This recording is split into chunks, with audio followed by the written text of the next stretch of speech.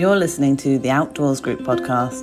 This podcast is a call to arms to get children and young people outside again. It's your one-stop shop for all things outdoor, child, young person and education related. Thanks for tuning in. Today I'm back in the woods at Exmouth Forest School, which really is my favourite place to record. It's particularly relevant being here, as over this next season we're going to be focusing on talking to folk who have done or are doing their Forest School leader training or other training with us. We'll be finding out about their experiences with us and what they've gone on to do with it. And we're starting off today at the training site by talking to Jen Lovatt. Thanks for joining us, Jen. Hi.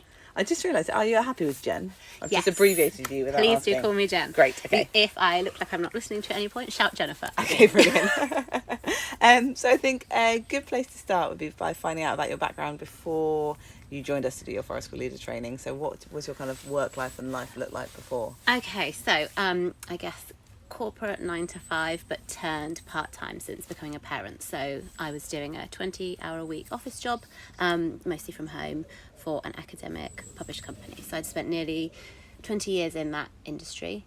In a product manager role for most of it, which is like a web role. So it's talking to techie people, talking to business people, and making stuff happen. Like it's quite a people-y role, quite a get stuff organised kind of role. So that's what I was doing before. And in terms of kind of the rest of my life, so I've got 3 young children. So that was what all the others hours in my week were jogging around. It was publishing, did you say it was publishing, in? yeah. So academic publishing, so journals. Yeah. Did you enjoy it? I did. Yeah. You'd meet some very interesting people. Yes, I can imagine. All different backgrounds and all different subjects as well over the years I've worked with. So I spent a few years working for a specialist physics publisher, but for most of the time it was across the board. Okay, and did you get to talk to the authors as well? Or? Yeah, quite a lot. Yeah. Mostly I would be kind of behind the scenes doing the techie stuff, but if you went out to a conference or they have editorial boards for most journals, you would meet the authors and the editors then. Okay. Yeah, some very interesting characters. I'll read between the lines. And so what was it that made you want to do your Forest School leader training with us? Were you hoping to change the direction of your life, or did you want to just kind of understand Forest School on a deeper level? Because I think you brought at least one of your children to toddler clubs with us. Yeah, so I've loved Forest School for as long as I've known about it, I guess. So I used to take my eldest to toddler sessions where I used to live in Oxfordshire, and then since we moved here, I brought my younger two to treetops. Yeah. But it was kind of all brought upon by a very unexpected redundancy, which was largely around the kind of flexibility that I need for this season in life. Like I couldn't be working until 5:30 every day to be on the phone to someone from America. Well, I could, but I didn't want that setup. Like I wanted to spend the evenings with my still quite young children.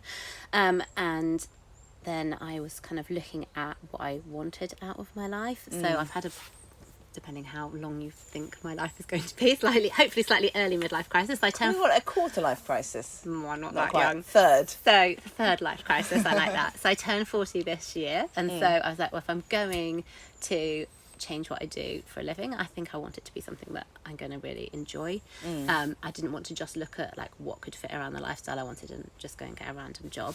And I love the outdoors and I love Forest School. We moved here from Oxfordshire 3 years ago, and like the Treetops group here is the first time like I felt like I fitted in anywhere, and I made friends, and my kids loved it. I mean, it's beautiful. Obviously you can't see it, people that are listening, but if you've ever been here you'll know how special it is. And I got out of the car and I was like, right, this is it. And so when I had the opportunity to kind of do some more of that, I thought, why not? I'm a little bit like that.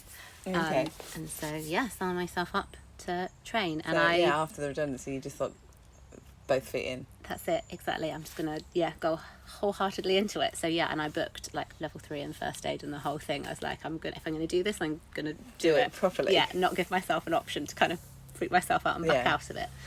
So how soon after the redundancy did you book onto the training? So quite quickly. Oh, very soon after I booked onto it. But the redundancy was the beginning of December, and I did my sessions in the woods in March. Super quick. Nice. I couldn't do February because that was half term, and sort of part of the life change was spending the time with the kids. So but I did the March Mondays. So that was if I'm correct, once a week for 5 weeks. Once a week for 5 weeks. Yeah, that's right. Nice. So tell us about your experience of those kind of practical training sessions. What were you expecting, and how was that kind of matched with what you found once you were down here in the woods? So I guess I tried to come into it without too many expectations, because it's such a different thing to me compared to what I've done, like work-wise or training-wise, ever before. Yeah. I expected it to be very practical. I was looking forward to meeting other people that were going to be training. I was really interested to see who else does this, because it's quite a niche thing, really.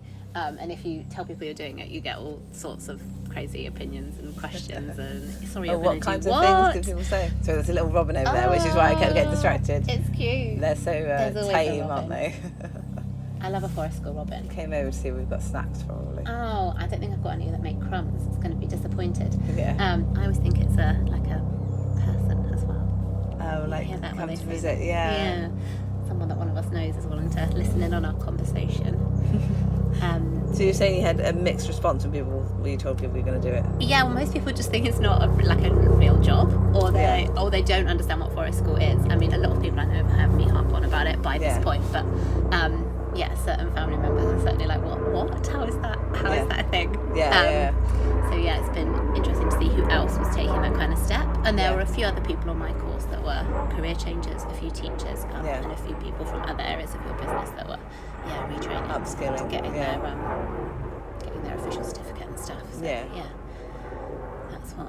I came in trying not to have too many expectations, excited to meet everyone, but expecting to be fully thrown out of my comfort zone, because I used to sitting behind a desk typing at a computer, right, and suddenly I'm in the woods and someone's giving me an axe and we're lighting fires, and it's all very different. I really liked it, and I struggled with and enjoyed different bits from what I expected. Okay, which bits did you struggle with?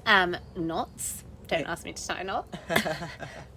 That was definitely the hardest. Was that the hardest thing? For sure. I think it's a very, very practical thing to learn to do. Like, you've got to kind of use muscle memory to it. Whereas I think I'm the kind of learner that would normally read about something, write it down. There's not really, and look at it a lot. There's not really a way to do that with a knot. You just have to keep doing it. You have to keep doing it. It's a bit like learning to tie up your own hair or plait it or something like that. I think I found knots really hard. And I remember at the end of the week of training being really proud of myself, and then maybe not even a month later trying to do them, couldn't remember any of them, and I was like, oh, obviously, I really need to keep doing it to embed that knowledge. Yeah, I think if it's just such a completely alien concept to you, then that sort of does retain, and you do need to practice some of these skills to just try and retrain your brain to work in that different way. I haven't tried. Well, I came back for a Saturday skills session, but that's the only time I've tried any of the complicated knots again. But I will keep at it. That was definitely the hardest part. I really enjoy stuff like the campfire cooking, and the woodwork I liked, and I managed to do it better than I thought, because I'm quite a perfectionist and I kind of had to let that go. And that was nice. What did you make for your woodland crafts? What did we do? We did a butter knife, a spatula, a mallet, and a mouse. Oh, nice. Yeah, my mouse was more of a rat, but it's still fun. How was it doing the training over 5 weeks rather? Because obviously you don't know what it's like to do it 5 days in a row, but kind of going away and coming back, did it feel disjointed or did it feel okay? No, I quite liked it, because it became that's what I do on a Monday. So a Monday had previously been my used to call it my long working day, but a normal working day, a 9 till 6 kind of day, whereas the others were shorter ones. And so instead of doing that, I knew I was coming into the woods every Monday. Obviously everybody else is also doing the same thing. I think I could see how if you were doing it 5 days in a row, you might build up more of a cohort and a kind of group vibes. Community. I wouldn't say any of us are particularly, well, I don't know, some of the others might have walked off with a new best friend. But it was good, I think, doing it like that over 5 months. Practical for people that were working as well, because they had either 5 days of annual leave once each week, or they were being kind of day released as teachers. Were there any bits that you did that you weren't expecting at all to do that you were completely surprised by?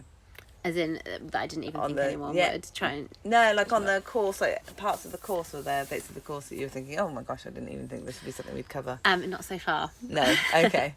All of it was pretty what you expected for Forest School. Like den building and tools. Nice. So, I've already asked what surprised you of your week of training. Was there anything that surprised you of your 5 days?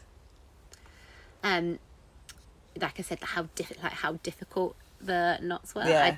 I didn't think I would struggle that much with it, so that was surprising.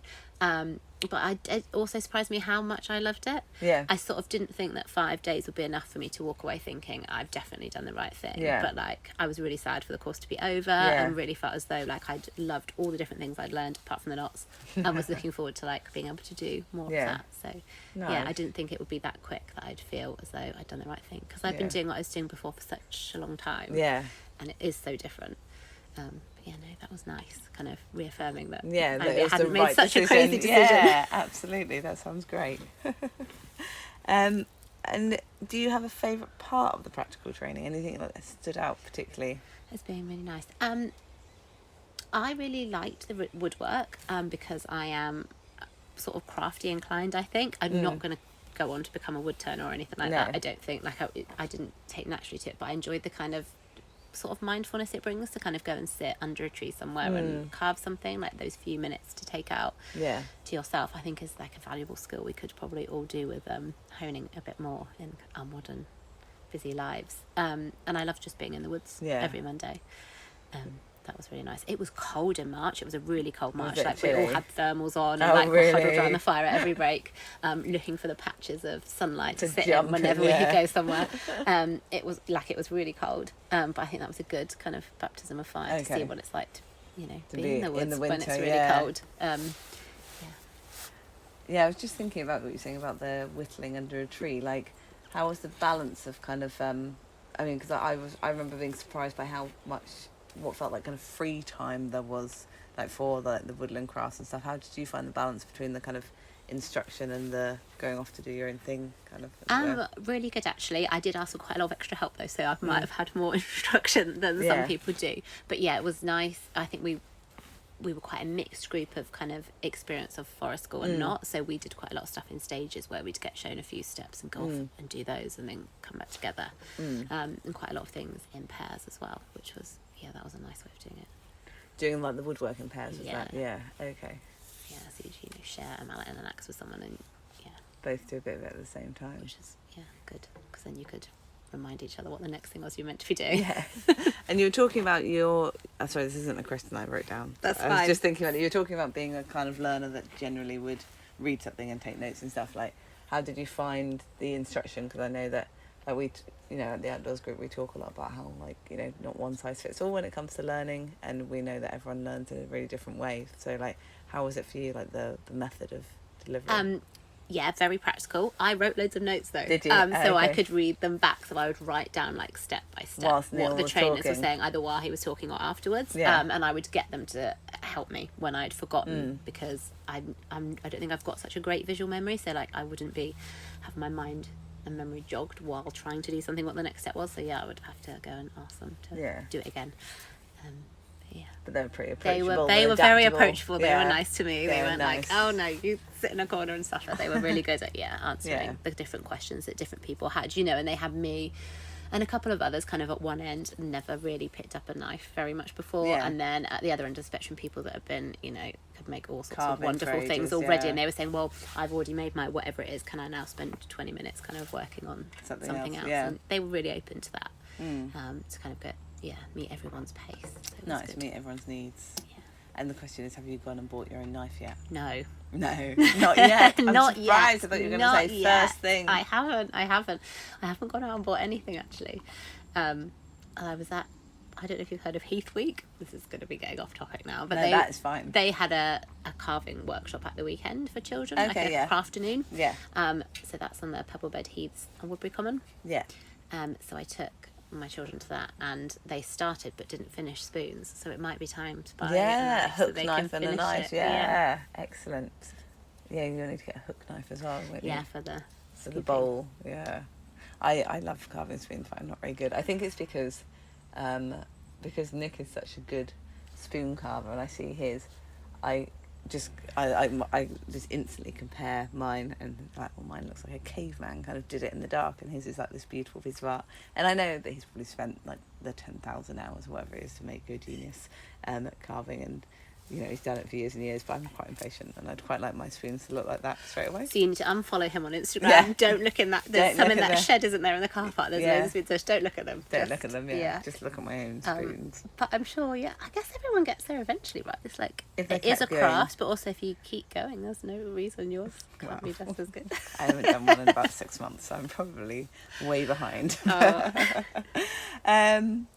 Is there anything else about the practical course that you think people might like to know before we move on? I would say just prepare yourself for a whole day of being in the woods. Yeah. So I think I went into it having been to forest school quite a lot, like as a parent with little kids.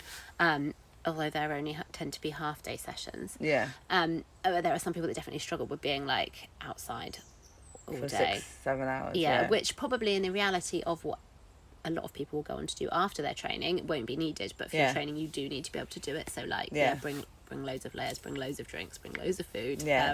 Well, everyone's hungrier outside, aren't they? Everyone's hungrier outside and at different times. Oh, and it's a late lunch. I'll say that as well. I thought it was a really late lunch. Neil will laugh if he listens back to this. I think I asked him every day if we could have an earlier lunch, and I just learned to eat like brunch. Brunch, yeah, loads of food that you want. So I've got little children that get up at 5. Like 1:30 lunch is too late for me. Too late, yeah. My kids are like that. 12 o'clock as it ticks out. Lunchtime Exactly. It's 12 o'clock. All right, okay, sure. So yeah, moving on. I think you've just done your 6 sessions with us at one of our home education groups, the one in Oakhampton. Can you tell us what the 6 sessions are and tell us about your experience with them? Okay. So they're a mandatory part of the training. So you do, it has to be 6 sessions of, I think it's 2 hours each with someone that is qualified in forestry school in some way, observing you as part of your training. And so during that time, you need to lead the session and you need to make observations about, you pick 3 children, although I had very good tip to pick 4 or 5 because sometimes they won't be there. So you've always got 3 you can write about each week, and kind of how their learning develops over the 6 sessions, but also just within a session because a lot of it's about like obviously a lot of forest school is working with children, so kind of like seeing what kind of mood they come to you in, what they're up for that week, how they like to learn, who their friends are, how they're getting on with each other. And keep an eye on that kind of stuff as well as running the session. Yeah. So that's kind of what the 6 sessions are. And how one session will go, did that influence the decisions you made for what you're going to plan for your second session? And so on and so on. So if you do your 6 sessions with the outdoors group, it might be different depending where you do them. They actually get you to do 8. So you do one where you go in and meet the group and one where you kind of watch the group before you do your 6. So you can get a kind of head start on that to see what kind of things they might respond well to. I think I had probably, in my original plan, I look back at it, there's more activities than I did, and kind of pitched at a different level. So a home ed group they work from 6 to 14 years old, the ones where I was. Which is so a really wide age range. Wide range. And I was told, when I first got down there, like, don't expect them all to join in ever, and don't expect them all to engage with everything every week. And I'd kind of gone into it thinking I would kind of introduce a theme each week, and then set up these activities, but they just are not a group that wants to sit down and listen to instruction at the start of the day. I think that's probably the case with almost all children, but they've got a really nice set up at Oakhampton where they do a circle time. By the time they've all listened to each other and all of us say what we've done in the last week and what we've done for the weekend, they are done. They don't then want, right, and now today's activity, like, that's just not a thing. As I was planning, I've got an English literature and creative arts degree, so I think of lots of things in terms of books. So I'm going to read them like a poem or a story or something at the start of each, and then tell them why I'd picked the things. I decided that was just something that I could keep for myself. That's why I'd pick that, and I would just be like, Andrew, today you're going to be making this if you want to do it, and this is where you'll find it, rather than doing like a long preamble. And some of the sessions, were more successful than others in terms of kind of participation in my activity. But they were all like nice sessions. I think everyone had fun playing in the woods every week, which, like, if you ask me what I thought the most important thing about forest school is, which I don't think is one of the questions, I would tell you that. Like, it's for people to be able to play in the woods and like get what they need out of that time. And so it was great in terms of that. And I did get 1 week where they all joined in, which totally wouldn't have been what I'd expected. Yeah. So I brought stuff for the mud kitchen for potions. Okay. I'd saved, this is not a plug for the brand Neat, but I buy their cleaning sprays. They come in the tiny little glass bottles. So I'd saved those up because I'd given one of my children a potion kit for Christmas. So I just kept on saving them. And brought them, so they all had like a bottle or two that they could make, and loads of like fresh herbs and stuff, and put it in the mud kitchen. And like all the younger ones kind of obviously went loved for that. it, yeah. And then they built that into like a whole day of like, they were then going to Hogwarts and dressing up as different Harry Potter characters and writing out spells.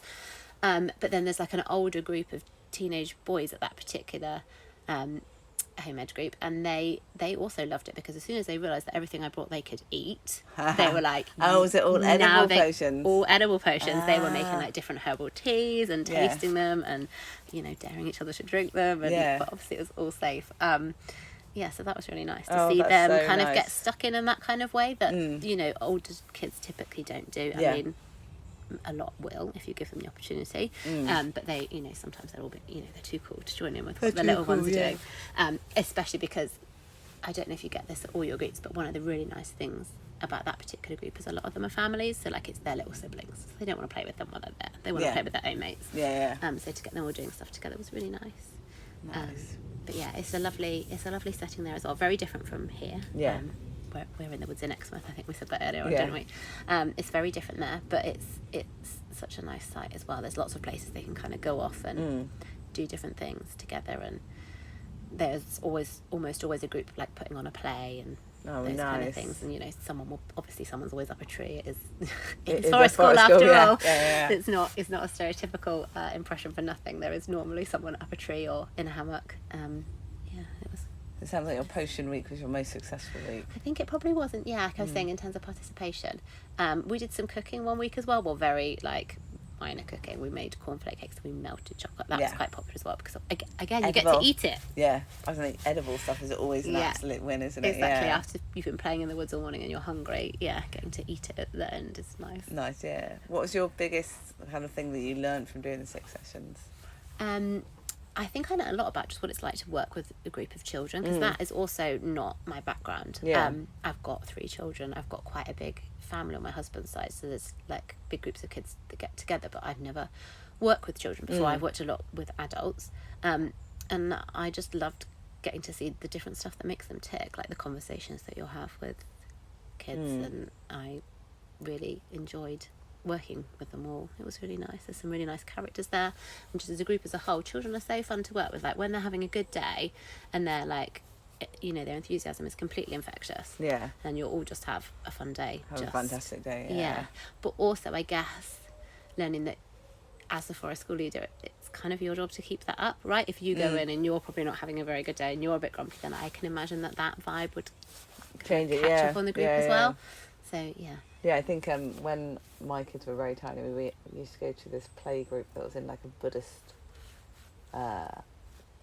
temple, I don't know, centre, and I remember someone saying about like this kind of Buddhist phrase about your child as your mirror, but I think I think you can use that with whenever you're working with kids, like they mirror you, right? So as you say, like if you go in and you're like, hi guys, like a bit tired, like they're going to pick up on that, whereas if you're it kind of had to be positive. I'm quite a positive person anyway, but kind of like you have to make yourself be bubbly, that way in front of them. Not to the extremes. Like if you're having a bad day, I think it's acceptable to tell people like I'm feeling a bit rubbish today. But the kind of the overall vibe kind of is in your control. So to just think about what you want that to be, especially when you are introducing activities, because that kind of can do it. Like if you stop their flow to make them do something that's not going to go down well. So how did you introduce activities? Because you said you were going to do it at the beginning and realised that wasn't the right move. So how did you kind of introduce them? So when we were doing the circle time, when it was my turn, I would mention what I had planned, and Debbie, who's the deputy head of Forest School and is in charge at Oakhampton, would remind me to do that if I hadn't, and then I'd tell them where I was going to be, and then I would go and set it up so it was there and they could like visually see, there's something to do over there if we want to, and also like when I was wandering around, because I did a lot of wandering around and chatting to them, seeing what they were up to anyway, I would kind of remind them about it, and then the ones that are interested would sort of come over, wander down when they wanted to. Nice. Was there anything that you learnt about Forest School from the sessions that you hadn't kind of already kind of realised or knew, if that makes sense. Yeah, I guess a lot of the practical stuff of what it's like to actually do it. So you're in the training, you learn how to teach people how to do things, and you do a lot of your own projects. But then when you're actually there in the woods doing your successions, and there's 20 kids, and they're like, let me make something out of clay. Like, you've got to have it ready. Yeah. And kind of, the planning side of things, like making sure you've got enough of it, making sure you've given kind of whatever instruction or guidance it is you want to give, but not getting too caught up in the kind of overall product, because that's not what it's about.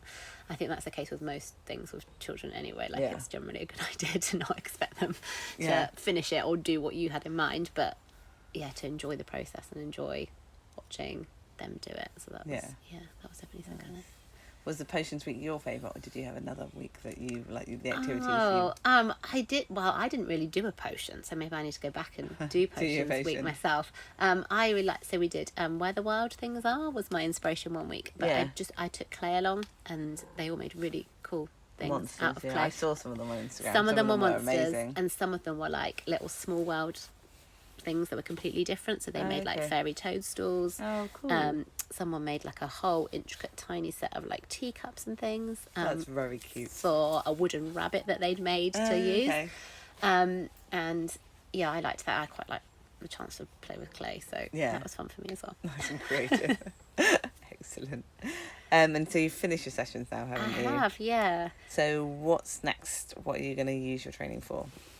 Well, I want to be a forest school leader, so I went into it kind of with that in mind. So I've kind of started the process of looking for a job as a forest school leader. Nice. That's exciting. And what would you say to someone who's considering doing their forest school leader training? As a whole general piece of advice, I would say, like, I would advise them to do what I did, which is, like, if you're going to do it, to go all in. I think, especially if it's something they're considering as a career change, that you kind of just have to, like, go with the different things that it's going to bring into your life, get to know the different kinds of people you're going to meet, jump into it with both feet and see how you feel it's going to go, and maybe be realistic with the timeline. So I've been quite a pushy trainee, so I was like, I want to do my 6 sessions straight after. I want to get that organised. That's quite a lot of work, because they have to, there's lots of paperwork to be done behind the scenes, and if you've got your own setting, it's probably easier to do that. But if you're doing it with any other company, bear in mind, like especially the outdoors group, I think it's really, you guys have got such a great reputation, but that means that you want to match your trainees to your groups. So just, you've got to be patient and wait for there to be a slot at somewhere that works for you in terms of logistics, but also where they think you're going to be a good fit. Where you're going to fit in well, And obviously, as you said, be prepared for a late lunch. Be prepared for if you train with us. All the weathers. That's very specific to training with the outdoor groups. Be prepared for a late lunch, unless you're someone that gets up at 9 o'clock and eats your breakfast at 10 o'clock, and then in which case you'll be golden. In which case you'll be fine, although you'll be late. But be prepared for a late lunch. What is it that you love so much about forest school? I should have asked this right at the beginning. It doesn't matter, we can talk about it in whatever order. What do I love so much about forest school? I think I love how it's kind of the antithesis of everything that you expect from modern life. So I'm quite like a hustle, busy person. I think I always have been, and I love that forest school kind of makes you slow down a little bit. Like, whenever I'm at a session, I sort of feel as though the expectation for me to reply to messages, reply to emails. Remember, I've come from a corporate background, so there's people that expect you to reply to them straight away. Like, all that goes. From, like, the people in your life outside of the forest school world that might be sending you messages and asking you, like, are you free to do this? Like, blah, blah, blah, blah. All of that. Like, no one expects you to get back to them, because they assume you're not going to have any signal in the woods, so that's great. Although you do in lots of places.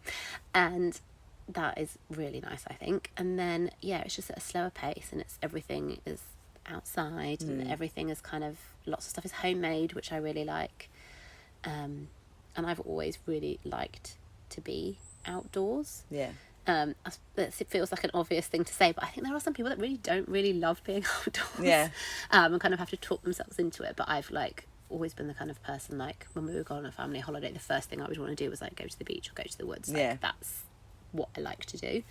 So it is nice to be able to be in that kind of setting and learn stuff. And I think it's like what I love about Forest School for people other than me, like why I think it's important is that I think like the next generation are growing up with such kind of a weight of responsibility. You know, I've heard like this all, you've done some podcasts on the topic, but like you know, they're growing up with climate anxiety, they're finding it really hard to know how to unplug themselves from the digital world, and like it's just nice to remember that there are places you can go where that's not the case. Switch off, It's really important to be able to offer that to them in whatever way works. Like you know, some people go into Forest School all in, like that is their education that their children have.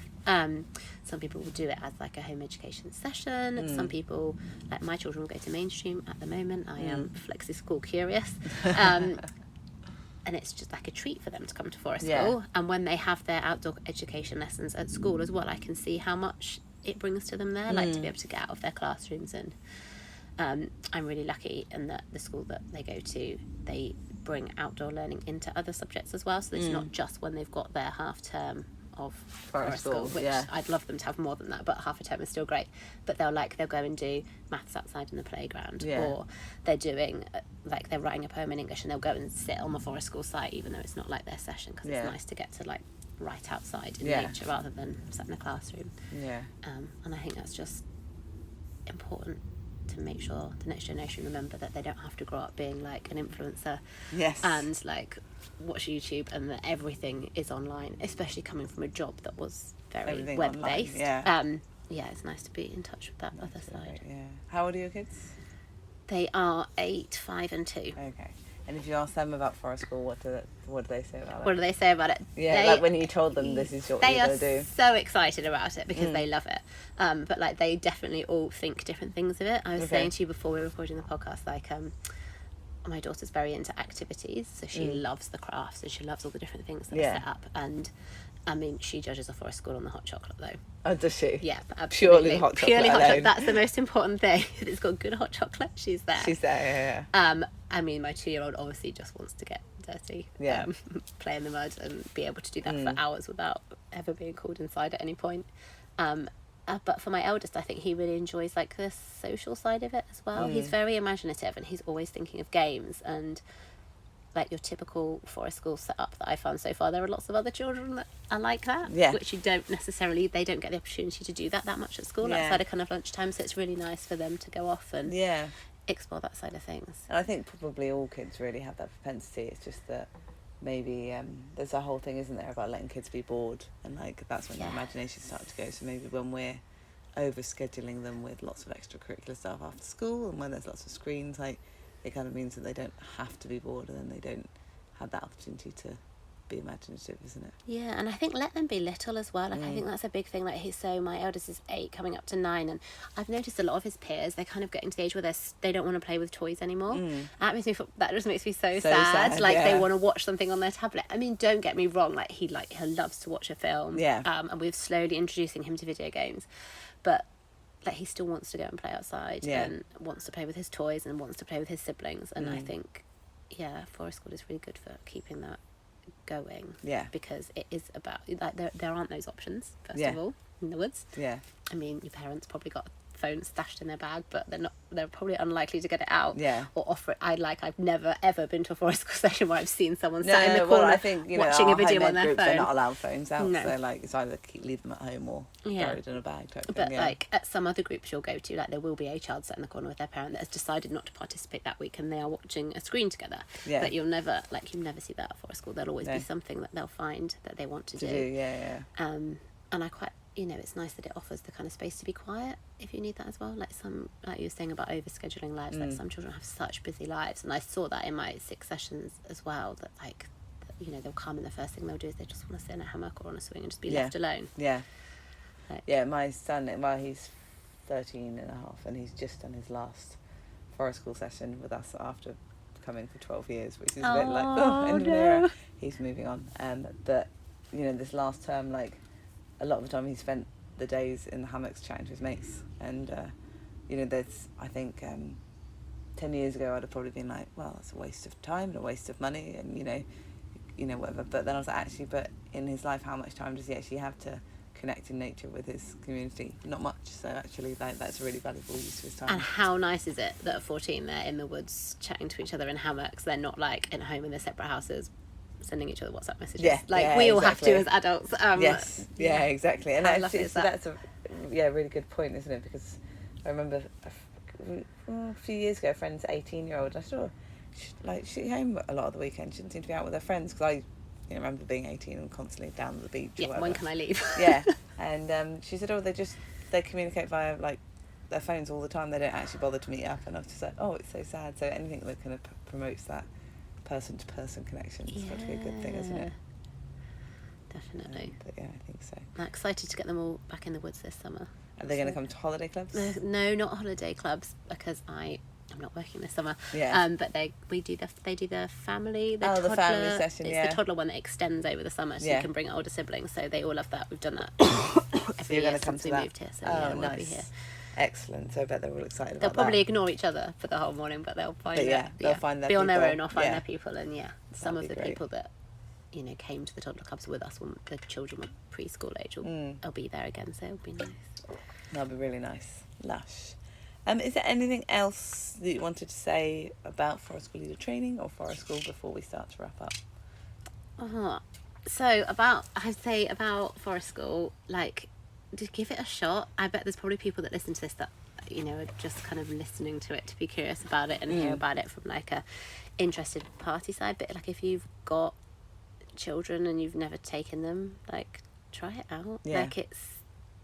I think it is for everyone. I think there are parents I think it's not for them and they won't enjoy it. If you don't enjoy it as a parent, you can always sit around the fire and drink coffee. But I bet they would like it too. But I think all children can benefit from it, whatever age they are, and you should just give it a go. I think it's a really we didn't have forest schools when we were growing up. That wasn't a thing. No, it didn't exist. It didn't exist. There's plenty of playing in the woods, but not in that kind of slightly more structured, it's but also a held space, isn't it? And the kind of definitely a held space, and the permission to be there and to just play I think is so valuable for the next generation. So get them along if you can. I dare you to not love it. Excellent. Actually, quickly on that, presumably you've been doing it all year round. What's your top tips for people that might be, because this is going to air in the autumn, so it might be people thinking, I'll wait till the summer. But actually, no, definitely. Talk to us about winter forest school. Definitely don't wait until the summer, because I think the winter and the autumn are some of the most magical times to be outside in the woods. So I'm a November baby, so I suppose naturally I've been born into the cold. They say that affects you in ways you don't realise. But it is absolutely magical in the woods at that time of year, and you just need the right clothes. So I started forest school here in Devon, which is significantly warmer than forest school in other areas of the country, I will say. But I started after February half term. That's when I did it with an 8-week-old and a 2-year-old. Yeah. And they were fine. They never complained about being cold. Yeah. You just need layers. They need lots of layers, but they will still get hot. So layers they can take off. Yeah. Get the right clothes. Get the little dungarees rather than long sleeved all-in-ones that are a nightmare to take off them. Everybody needs a hat. Yes. I think autumn is a particularly really nice magical time to be in the woods, as you see the seasons start to change and you get those really nice days where it's crisp. I'm not wishing summer away, but I do really like autumn. It's crisp but still sunny. Yeah. And I think most children, one of their favourite things about being in the woods is the creepy crawlies. There's a lot of that around. Yes. In the autumn to explore. You'll find plenty of wood lice and all sorts of things beasts burrowed around, and little mini beasts for you to interact with. And I always think the new term is a nice time to start stuff as well. I get real back to school vibes even as an adult, and before I had school age children, September, October is a great time to get stuff booked in the diary. So come and play in the woods with us. Don't wait till the summer. Don't wait till the summer. Excellent. There's different things in the summer as well. Speaking of creepy crawlies, you get bothered by stuff in the summer more. That is true. We get wasps and midges and all those kind of things. Yeah. So I think it's probably most special in the in-between seasons. I think for a school spring and autumn are the best times. Best ones, yeah. I think you're probably right. And also, if you come up in the run-up to Christmas, you get to make loads of handmade Christmas decorations. You do. I've seen the reindeer that they always... when you said earlier about one of the things you learn about having things ready and how long things might take with a group, I do remember in I think maybe one of my 6 sessions, deciding that I was going to do reindeer, and not quite realising with toddlers how time consuming having to drill 4 holes for the legs, 1 for the tail, 2 for them. 7 holes each. And then the neck connecting ones as well. And That could have gone on for your whole 6 sessions. Yeah. Done like it a whole was week. just exhausting. I remember just being like, and because obviously toddlers' drilling skills are not the same as an older child's or an adult's drilling skills, and just kind of get into a state of like mild panic where I was like, oh my goodness, someone's going to go home without a reindeer, and like quick. The reindeers are good, but I think I would next time save them for older children. Yeah, really good crafts at Christmas actually. So I'm also a qualified florist, so I always think of wreaths and all that kind of thing. That's super fun to do. I love making wreaths. Yeah, that's a bird feeders and all that kind of stuff. That's all really nice. Yeah, come in the winter, come in the autumn, come in the spring, come in the summer. Come all the time. Come all year round. What's your favourite season in the woods? It's a big question.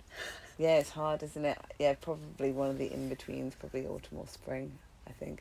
Or, I don't know. Although I really do love the dappled sunlight in the summer when it's like boiling everywhere else, and then you can go into the woods and it's just a little bit cooler and stuff. But no, probably spring, I think. Probably spring. Yeah, I like everything coming back to life after nice. the dark winter. So yeah, probably spring.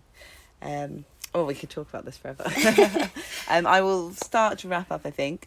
But unless there's anything else you want to say about the training, I could talk about it forever. Yeah, that'll do. That's a good. Hopefully, that's a useful intro for people that are thinking about doing it, especially with the outdoors group, like of what to expect actually when you come down. Into the training. Yeah, it's been really useful. Thank you. Yeah. And there's toilets and there's water and those kind of things that you might be worried about. Yes, yeah. I mean, they are compost loos, but they're very clean. Compost they work. loos. They're not a bush. The compost loos are, I think, the compost loos at the outdoors group, not that I'm biased, but I have seen a lot of compost loos over the last 20 years. I think are some of the cleanest ones I've seen. So I'm always impressed with them. Anyway, before I finally go, I ask everyone these 3 questions to finish, which is, first one is, how do you relax? So I'm in a season of life where I don't get to relax. I was just about to say, I am aware that you have 3 it's very small crazy. children. But imagine that.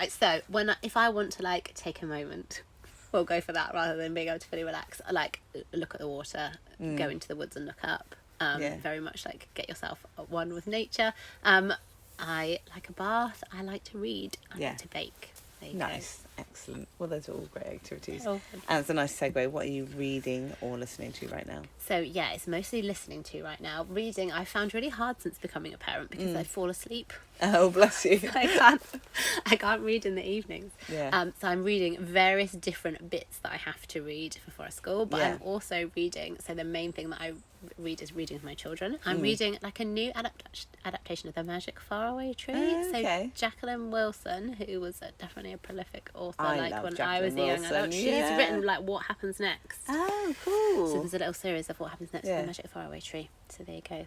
That's your reading at the moment. That's what I'm reading at the moment. Nice. A chapter a night with my 8-year-old. So. Well, I'm rereading Harry Potter to my 10-year-old, and I just like love the magic, so I enjoy that. You're enjoying that too. And then listening to, I've got into podcasts in the last couple of years, so I've binged the back catalogue of lots of things, including this podcast, in my curiosity about becoming a Forest School leader. But I'm really enjoying something called the Wellness Scoop at the moment, which might be an interesting crossover for some listeners. So it's Ella Mills and Rhiannon Lambert. So Ella Mills of Deliciously Ella. Oh yes, so a phenomenal businesswoman.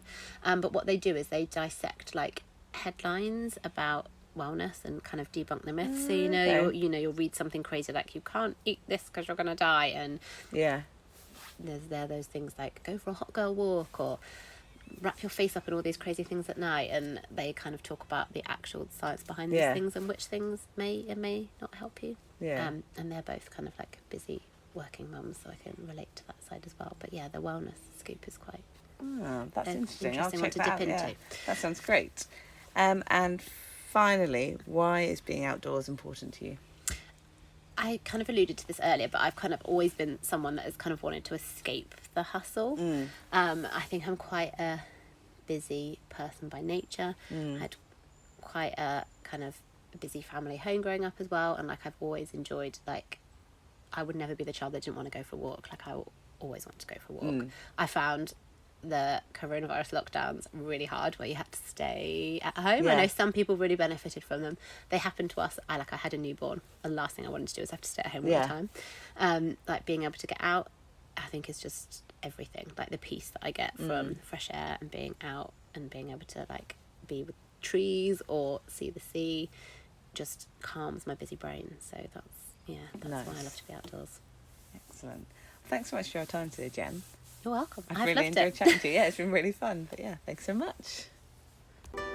A massive thank you to Jen for coming to talk to me in the woods about her experience of our Forest School Leader training course and her journey within Forest School so far. As you might have been able to tell from the intro, that was meant to be the first episode in this latest season, but I had a bit of a brain fart moment, which is why our amazing episode of Chris Moore from 2 weeks ago was the first one.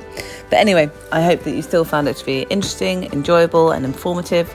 And if you're interested in doing Forest School Leader training, I'll pop a link in the show notes.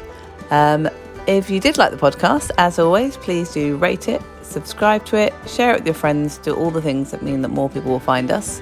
We'll be back in a fortnight with another episode, but until then, thanks for listening.